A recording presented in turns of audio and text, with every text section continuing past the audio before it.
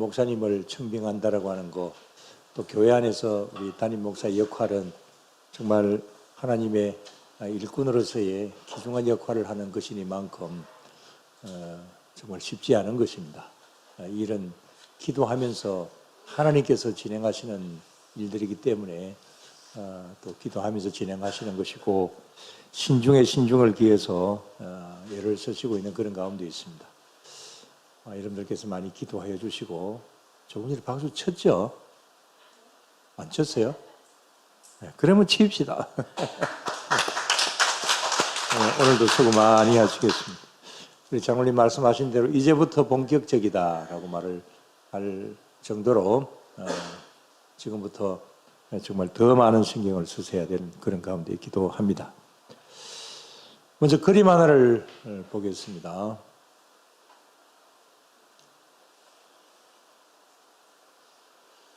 이 그림은 독일의 그 말고요, 다른 그림. 이 그림 말고 독일의 스텐버그라고 하는 화가가 그린 십자가 그림인데, 그 그림 말고 없어요? 네, 저 그림입니다. 저 제목이 뭐냐면 아주 깁니다. 내 너를 위하여 이 모든 일을 당하였노라. 너는 나를 위하여 무엇 하느냐라고 하는 제목의 십자가 그림입니다. 이 그림을 왜 그렸느냐 하면, 유명한 화가였던 이 스텐버그, 독일의 화가죠.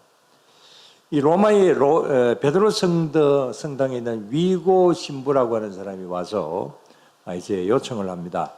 십자가에 달리신 예수님을 좀 그려달라고. 그래서 부탁을 받고 이제 그림을 그리다가 중단을 하고 맙니다. 왜냐하면 이 그림값을 얼마 안 주려고 합니다. 그래서 이제 신경질이 나서 그냥 중단하고 다른 그림을 그리기 시작했습니다.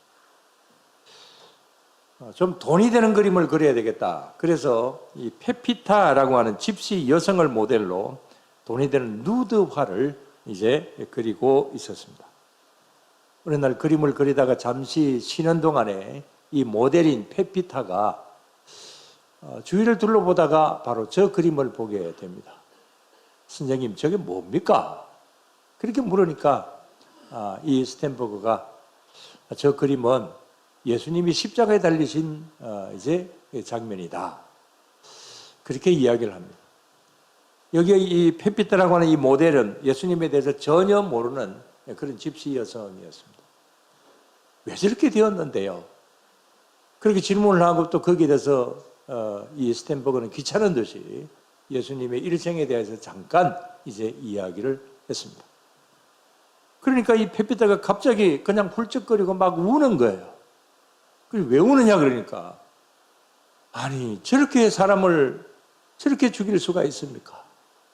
그리고 또 이 스텐버그가 하는 이야기가 많은 사람들을 위하여서 저렇게 십자가를 지셨다. 그리고 나를 구원하기 위해서도 그렇게 하셨다. 이렇게 이제 이야기를 했거든요. 그렇게 이야기를 하니까 많은 사람을 살리기 위해서 저렇게 십자가를 지신 거 정말 저분은 정말 참 억울하겠네요. 그렇게 이야기를 합니다. 그래서 이 스텐버그가 이런 이야기를 합니다. 울지 마라. 저 예수님은 저렇게 십자가에 달려 돌아가셨지만은 3일 만에 다시 살아나셔서, 그러니까 울지 말라. 그러니까 이 페피타가 갑자기 막 웃으면서, 그렇습니까? 정말 살아나셨어요? 선생님은 참 좋겠습니다. 왜냐하면 선생님을 위해서 저렇게 돌아가신 분도 계시고 또 3일 만에 다시금 살아나셨다니까 선생님은 얼마나 행복합니까? 그렇게 이야기를 합니다. 그 이야기를 이 스텐버그가 듣고는 갑자기 그냥 충격을 받았습니다. 왜냐하면 이 집시 여인이 하는 이야기가, 선생님은 참 좋겠습니다. 선생님을 위해서 저렇게 예수님이 십자가에 달려 돌아가시고 선생님을 얼마나 사랑했으면 그렇게 했겠습니까? 이 말이 계속해서 머리에 떠나지를 않는 거예요. 그래서 뭐 이런 일을 하더라도 저런 일을 하더라도 계속 이게 이제 머릿속에 남아서 그래서 하나님 앞에 회개를 했대요. 정말 예수님은 나를 위해서 저렇게 십자가를 지셨는데 나는 도대체가 예수님에 대해서 무엇을 하고 있는가? 나는 예수님을 믿는 것도 그냥 그냥 형식적으로 믿고 있고, 교회에서 그림을 그려달라고 하는데 돈 지켜준다고 나는 그 그림을 지금 이제 멈추고 있는 그런 가운데 있지 않느냐. 그래서 그런 것을 생각을 하니까 너무 자기 자신이 창피하고 자기 자신이 너무 잘못했다 싶어서 그래서 철저하게 회개를 하고 그래서 다시금 저 십자가 그림을 그렸다고 합니다. 그리고 그 그림 밑에다가 제목을 이렇게 이제 붙인 겁니다. 내 너를 위하여 이 모든 일을 당하였노라. 너 나를 위하여 무엇하느냐. 이런 제목을 이제 붙였다고 합니다. 자, 이 그림은 수많은 사람들에게 감명과 영감을 주는 그런 귀한 그림으로서 기독교회사에 저 그림에 대한 이야기가 계속 전해져 내려오고 있습니다. 자, 스텐버그가 죽었습니다. 그의 그림과 그 아래 쓰여진 글귀도 이제 뭐 없어지는 듯 했습니다. 근데 어느 날 19살 되는 한 남자아이가 저 그림을 유심히 보다가 마음 가운데 큰 감동을 받습니다. 저 그림도 그림이지만은 밑에 쓰여져 있는 그 글을 보면서 그 글이 뭐라고 되어 있다고 했나요? 네, 너를 위하여 이 모든 일을 당하였노라. 너 나를 위하여 무엇하느냐? 그 제목을 읽고는 19살 이 소년이 마음에 큰 감동을 받고 그래서 나는 주님을 위하여서 지금까지 내가 무엇을 하고 살았느냐? 나는 내 남은 여생을 주님을 위해서 살리라. 이렇게 각오를 하게 됩니다. 그리고 이 소년은 이제 위대한 전도자가 되게 됩니다. 이 사람이 누구냐 하면은 모라비아 선교 운동의 지도자인 진젠도르프라고 하는 사람입니다. 이 교회사 속에서 굉장히 유명한 사람입니다. 많은 일들을 한 사람입니다. 자, 이 그림 한 장은 어떻게 보면은 굉장히 평범할 수 있습니다. 그림값 적게 준다고 그리다가 중단한 그림이기도 합니다. 그러나 여기에 예수님의 부활을 믿음으로 받아들인 그런 예수님에 대해서 전혀 몰랐던 이 페피타라고 하는 이 여인이, 이 집시 여인이 단순하게 여기에 이 스텐버그의 이야기만 듣고 마음속에 은혜를 받았던 그 이야기. 그런 말미암아 스텐버그 앞에서 정말 선생님은 행복하시겠습니다. 이 말 한마디로 스텐버그가 이제 감동을 받게 되고 그 감동으로 그린 그림이 또 진젠돌프라고 하는 유명한 그러한 전도사를 낳게 되었다. 이런 사실들을 볼 때에 그림 한 장이지만은 저기에 주님께서 주시는 감동이 있고 주님께서 주시는 그러한 은혜가 있을 때에 그것이 얼마나 큰 영향을 미치는가 그런 사실을 볼 수가 있는 것이죠. 오늘 학생들도 있기 때문에 뭐 본문에 나오는 내용을 지루하게 이야기를 하는 것보다도 뭐 이런 이야기를 먼저 드리고 오늘 본문을 잠시 말씀을 드린다면 20절 말씀 다 같이 다시 한번 봅시다. 내가 그리스도와 함께 십자가에 못 박혔나니 그런즉 이제는 내가 사는 것이 아니요 오직 내 안에 그리스도께서 사시는 것이라. 이제 내가 육체 가운데 사는 것은 나를 사랑하사 나를 위하여 자기 자신을 버리신 하나님의 아들을 믿는 믿음 안에서 사는 것이라. 사도 바울의 고백이죠. 사도 바울은 예수 그리스도께서 자신을 위하여서 십자가에 못 박혀 달려 돌아가셨다. 이 사실을 늦게나마 알게 되는 것이죠. 자신은 그 전에는 예수님 믿는 사람들을 잡아서 붙잡아다가 죽이기도 하고 그 다음에 감옥에 가두기도 하는 그런 핍박자였습니다. 그러나 진정 예수님의 살아계신 모습을 보고, 이미 예수님 돌아가셨지만 부활하신 그 예수님을 가슴에 담는 그 순간에, 다메섹 도상에서 예수님 만나고 나서부터는 그 예수 그리스도, 내가 핍박하던 그 예수 그리스도의 십자가는 바로 내 안에 살아있다. 내 안에 누가 계신다고요? 내 안에 그리스도께서 사신 것이다. 내 안에 계신 그 주님께서 나 같은 핍박자도 나를 구원해 주시고 살려주신 그 은혜. 그래서 나는 이 세상을 살아갈 때에 주님께서 나를 위하여서 이런 귀한 것을 주셨으니 나는 주님을 위하여서 헌신하는 자세로 나는 평생을 살리라. 그렇게 이제 생각을 하고 하나님의 아들을 믿는 무 안에서 사는 것이라? 믿음 안에서 사는 것이라. 그렇게 그는 고백을 하고 있는 것이죠. 스텐버거, 조금 전에 말씀을 드렸습니다마는 믿기는 믿어요. 또 믿는 그림도 그립니다. 그렇지만은 예수 그리스도가 내 안에 계신다라고 하는 이 사실을 그는 충분하게 느끼지 못하고 살아가다 보니까 짜증내고, 그 다음에 교회에 갖다 이제 붙일 그런 그림을 그려달라고 하는데도 뭐 가격을 얼마 안 쳐준다고 그러지도 않고, 예수 그리스도가 내 안에 충분하게 계시느냐 아니냐에 따라서 이렇게 차이가 난다, 이런 사실을 볼 수가 있는 거죠. 자, 또 하나의 그림을 봅니다. 얼마 동안 고민하면서 살았던 한 사람이 있었습니다. 이 사람은 찬송가 311장 내 너를 위하여 몸부려 피 흘려를 작사한 이제 프란시스 헤브갈이라고 하는 여인입니다. 자, 저 그림은 조금 이따가 보겠습니다. 내 너를 위하여 몸부려 피 흘려 한 1절만 우리 찬송 한번 불러봅시다. 311장입니다.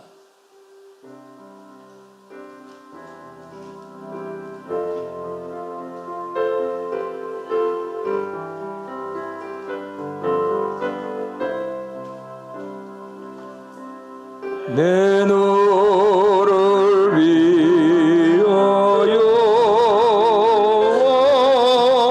몸부려 피 흘려 내 죄를 속하여 살 길을 주었다. 널 위해 몸을 주구먼 너무 주느냐. 널 위해 몸을 주구먼 너무 주느냐.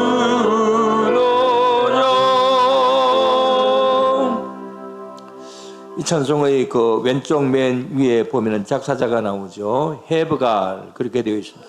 프랜시스 헤브갈. 이 헤브갈은 1836년 영국에서 목사님의 딸로 태어났습니다. 22살 때에 독일에 유학을 갔는데 몸이 몹시도 허약해졌습니다. 전에도 이 찬송가 해설을 하면서 말씀을 드린 적이 있습니다만, 그래서 몸이 허약해져서 이제 헤브갈이 마음 가운데 실망이 됩니다. 나는 왜 이런가? 나는 이렇게 머나먼 곳에 유학까지 와가지고 이렇게 몸이 아프고 공부도 제대로 못하고, 그래서 여러 가지 실망이 되었습니다. 목사님 딸이지만 믿음이 점점 약해졌습니다. 근데 그때 그는 자신의 그 친구 집에 갔다가 그 거실에 걸려져 있는 조금 전에 보았던 그 그림을 보게 됩니다. 자, 그림 다시 한번 올려주세요. 역시 그 그림은 십자가에 달리신 예수님에 대한 이제 그림입니다.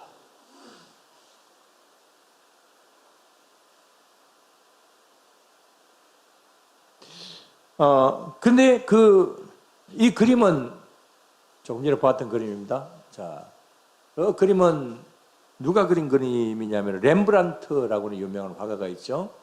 렘브란트의 그림입니다. 역시 십자가에 달리신 예수님의 그림입니다. 그런데 그 그림 밑에 이런 글이 쓰여져 있습니다. 아까 스텐버그의 그 십자가하고 동일하게 저기 밑에 어떤 글이 쓰여져 있느냐. 나는 너를 위해 이 일을 향하였거늘 너는 날 위해 무엇을 하였느냐. 그런 제목의 이제 이 글이 밑에 쓰여져 있습니다. 헤브갈은 저 말을 듣고 갑자기 아까 진젠돌프처럼 갑자기 큰 충격을 받습니다. 주님은 우리를 위해서 저렇게 십자가 주셨는데 나는 무엇을 하고 있는가? 나는 좀 지금 이제 몸이 아프다고 해서 이렇게 실망하고 주님이 왜 이렇게 나를 어렵게 만드시는가? 왜 이렇게 내 믿음이 약해졌는가? 그런 회개하는 마음이 들었습니다. 그리고 적시로 쓴 시가 바로 조금 전에 불렀던 찬송가 311장 내 너를 위하여 몸부려 피 흘려 내 죄를 속하여 살 길을 주었다. 바로 그 그림 밑에 있는 그 그림의 제목 그대로를 이렇게 제목으로 하고 그래서 이제 시를 썼습니다. 그런데 이 시를 쓰고 나니까 별로 마음에 들지를 않습니다. 자기가 받은 은혜만큼 자기가 표현을 좀 못했다고 생각이 돼요. 그래서 수정을 하고 또 수정을 하다가 여전히 마음에 들지 않아서 그래서 이 시를 쓰던 것을 벽난로에다가 던져버렸습니다. 근데 이상하게도 그 벽난로에 던졌는데 갑자기 굴뚝에서 바람이 역으로 불어가지고 그래서 이 종이 쪽지가 그대로 다시금 날려서 자기 앞에 뚝 떨어집니다. 또 다시 날렸는데 또 그래요. 이 신기한 일을 보면서 헤브갈이 이 시를 아버지 목사님에게 이제 드렸습니다. 아버지는 이 시에 곡을 붙였고 또 최종적인 마무리는 빈들의 마른 풀같이라고 하는 찬송을 작사를 한 필립 블리스라고 하는 그런 작곡가에게 주어서 그래서 이 내 너를 위하여 이 찬송이 완성이 되어서 우리가 부르고 있는 것입니다. 헤브갈은 이 이후에도 비록 건강은 좀 약했지만은 그러나 믿음은 늘 강건했습니다. 그리고는 65편의 찬송시를 써서 하나님 앞에 영광을 돌려드렸습니다. 마지막 헤브갈이 임종시에 이런 말을 하고 죽었다고 합니다. 주님이 계시는 천국이 가까이 왔다. 나는 기쁘다. 나는 천국 간다. 그 말을 하고 이 세상을 마쳤다고 합니다. 여러분 헤브갈 이야기나 스텐버그의 이야기나 또 진젠돌프의 이야기나 이 모든 이야기는 오늘 여기에 본문에 나오는 사도 바울의 이 신앙 고백 여기서 나왔다고 해도 과언이 아니겠습니다. 아무것도 아닌 것 같지만은 그러나 하나님의 은혜를 받고 저 그림을 보거나 그 다음에 또 생각을 하게 될 때는 그게 내 인생을 바꿀 수 있는 큰 감동으로 온다라고 하는 것이죠. 사도 바울도 역시 마찬가지죠. 예수님의 십자가는 사도 바울이 전에는 생각할 때에 이건 그야말로 이 세상에서 존재조차도 없어져야 될 그런 무가치한 것이고 쓸데없는 것이다라고 생각을 했지만 진정한 십자가의 의미를 발견하게 되었을 때는 그는 평생을 바쳐서 순교까지 하면서 이 십자가를 전하는 사람이 되었습니다. 오늘 이 시간에 주님은 우리들에게 묻습니다. 나의 십자가가 너에게 있어서는 어떤 의미가 있느냐? 너는 이 십자가 앞에서 무엇을 하느냐? 오늘도 주님께서 우리들에게 이 질문을 우리들에게 하신다고 한다면 우리는 무엇이라고 대답을 할 수 있겠습니까? 20절 말씀을 다시 한번 읽고 마치겠습니다. 내가 그리스도와 함께 십자가에 못 박혔나니 그런즉 이제는 내가 사는 것이 아니요 오직 내 안에 그리스도께서 사시는 것이라. 이제 내가 육체 가운데 사는 것은 나를 사랑하사 나를 위하여 자기 자신을 버리신 하나님의 아들을 믿는 믿음 안에서 사는 것이라. 예. 여러분들 믿음 안에서 사십니까? 여러분들 안에 주님께서 계십니까? 주님의 십자가는 여러분들에게 어떤 의미가 있습니까? 오늘도 다시 한번 생각을 해 보십시다. 진짜 마지막으로 어제 아침에 어떤 은퇴 목사님에게 전화가 왔어요. 저는 우리 교회에 오셨던 신동작 목사님. 부전장신대 총장을 지내신 분이기도 하고 그러신 분이죠. 난데없이 아침에 전화가 와가지고 내가 며칠 전에 꿈을 꾸었는데 하나님께서 생생하게 나에게 이런 말씀을 하시더라. 어떤 말이냐? 성령 하나님을 통해서 나에게 주시는 말씀이 너 그동안에 뭐하고 살았나? 이런 질문을 하시더래요. 그래서 그 목사님은 나름대로 나는 잘 살아왔다고 생각을 하고 있었고, 그래서 하나님 저는 이런저런 일을 하고 했습니다. 교회도 열심히 제가 하느라고 했고, 그 다음에 신학교 총장도 했고, 쭉 이렇게 나이를 하니까 하나님께서 하시는 말씀이 그거 말고 또 뭐 했는데? 이렇게 질문을 하시더라는 거예요. 그래서 나름대로 큰 충격을 받고 이걸 은퇴를 준비하고 있는 이정희 목사에게 꼭 전해줘야 되겠다. 그래서 전화를 하셨다는 거예요. 아직까지 저는 거기까지는 실감이 안 갑니다. 정말 이렇게 연세가 들다 보면 그런 생각들이 많이 드시는가 봐요. 그래서 나는 그동안에 뭐하고 살았지? 이런 생각들을 이제 하다 보니까, 그 생각을 많이 하다 보니까 또 꿈에 또 그런 말씀을 하신 것이기도 하겠죠. 자, 나이가 많든 적든지 간에 오늘 이 시간에 너는 무엇을 하느냐? 너 뭐하고 살았냐? 궁극적으로 하나님께서 우리를 부르시는 그날의 마지막 순간에 주님께서 우리들에게 질문하실 내용이 바로 그런 것이지 않겠습니까? 오늘도 우리는 십자가를 바라다 볼 필요가 있습니다. 어쩌면 우리는 십자가를 그리다가만 스텐버그처럼 될 수도 있습니다. 건강이 좋지 않아서 하부자리, 불평불만했던 그런 자리에 저와 여러분들이 있을 수도 있습니다. 그러나 아무리 건강이 그렇다 할지라도, 아무리 수입이 안 된다 할지라도 바꿔놓고 생각을 하면 하나님의 크신 은혜가 우리들에게 넘치는 것이죠. 오늘도 주님께서 나에게 주신 은혜를 계산하면서 사도 바울처럼 이렇게 고백할 수 있는 저와 여러분들이 언제나 다 되어야 될 줄로 믿습니다. 기도드리겠습니다. 하나님 아버지 감사를 드립니다. 주님, 우리 모두에게 항상 주시는 은혜가 있는 줄로 믿습니다. 그러나 우리는 그 은혜를 발견하지 못하고 계산하지 못하고 나에게 주어져 있는 가장 현실적인 이 잠깐 어려운 이 현실 앞에서 우리는 때로는 불평하기도 하고 고민하기도 하고 주님의 은혜는 나에게 무엇이 있는가라고 실망할 때도 있기도 합니다. 주님, 그러나 우리는 은혜 계산 잘 할 수 있도록 주님 도와주시옵소서. 지금까지 지내온 것 주의 크신 은혜라 그렇게 고백할 수 있는 저희들이 되게 하여 주시옵시고, 주님께서 너는 지금 현재 무엇을 하고 있느냐 그렇게 질문을 하실 때에 우리는 그래도 주님 앞에 부족하지만은 열심히 살아가려고 노력을 하고 있습니다. 이렇게 고백할 수 있는 저희들이 늘 되게 하여 주시옵소서. 오늘도 이런 면으로 우리 모두 위에 더 함께 하시는 은혜가 있게 하여 주실 줄로 믿사오며 모든 건 예수님 이름으로 기도드리옵나이다. 아멘. 오전 예배 시간에 말씀